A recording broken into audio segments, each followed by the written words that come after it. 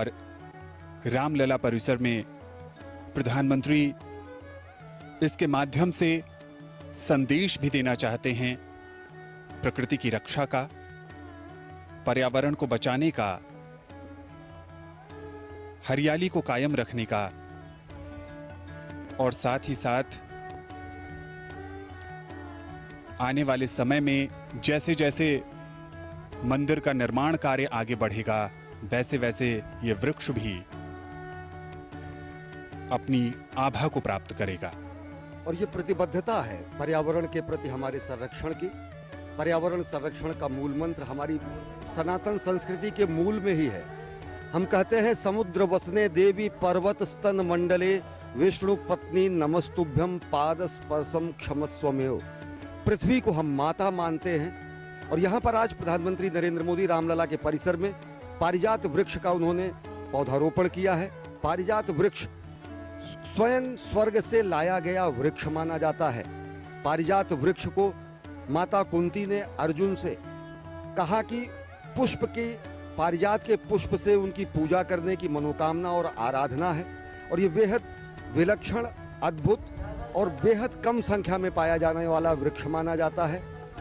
पर्यावरण संरक्षण के साथ ही साथ सनातन संस्कृति की परंपरा और भूमि के पृथ्वी को माता के स्वरूप में और पर्यावरण और समूचे ग्रह को मानव आवास के रूप में सर्वोत्तम रूप प्रदान करने के लिए एक उदाहरण प्रस्तुत करते हुए प्रधानमंत्री नरेंद्र मोदी ने पौधारोपण किया पारिजात के वृक्ष का रामलला मंदिर के विराजमान और साथ ही साथ इस मुख्य कार्यक्रम स्थल पर।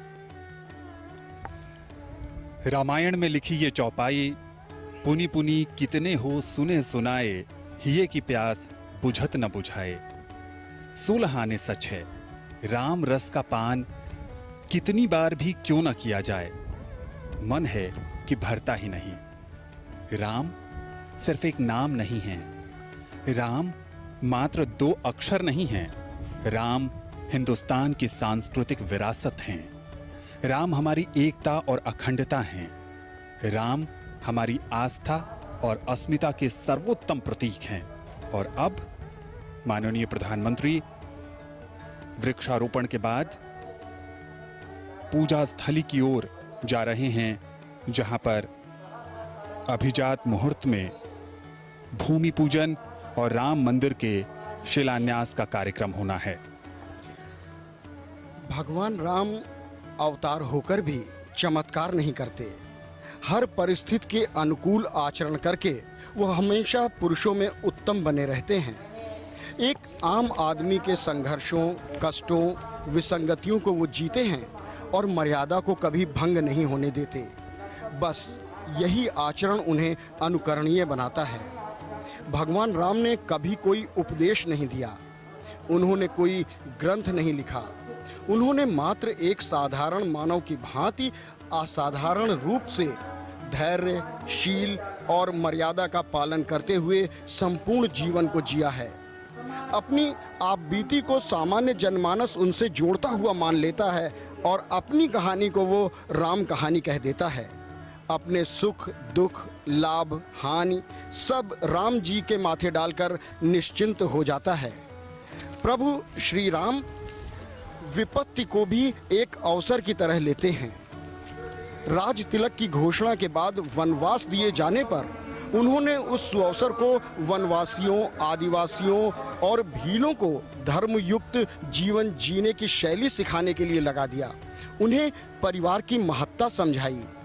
भीलों, वानरों, रीछों के साथ मित्रता करके पूरे भारत को एक सूत्र में बांधते हैं, यानी राम अखंड भारत की कल्पना को साकार करते हैं।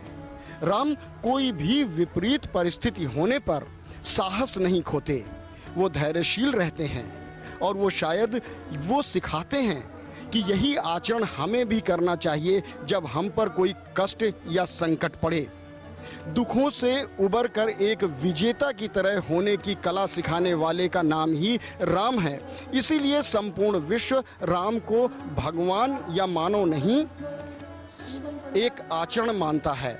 और इसी मध्य माननीय प्रधानमंत्री महोदय का आगमन हो रहा है उस मुख्य भूमि पूजन स्थल पर, जहां पर वैदिक कर्मकांडी आचार्य अपना अपना स्थान ग्रहण करके माननीय प्रधानमंत्री महोदय की प्रतीक्षा कर रहे हैं और उसी क्षण की आतुरता और व्याकुलता के साथ संत महंत विद्वज्जन अतिथि विशिष्ट अतिथि सब लोग उस घड़ी की प्रतीक्षा कर रहे हैं।